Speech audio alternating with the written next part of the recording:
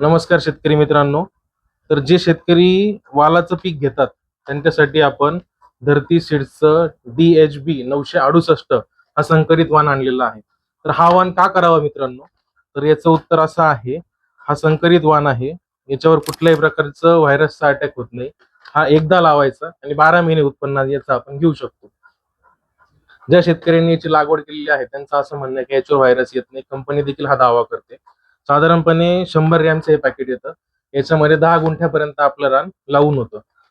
तर एकदा लावा, 12 महिने उत्पन्न घ्या. याची लोकप्रियता आपल्याला सांगण्याची वेगळी गरज नाही. जे शेतकरी बांधव वालाचं पीक करतात त्यांनी लवकरात लवकर या.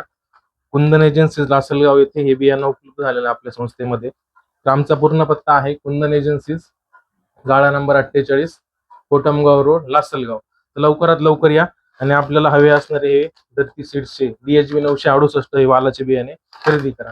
धन्यवाद.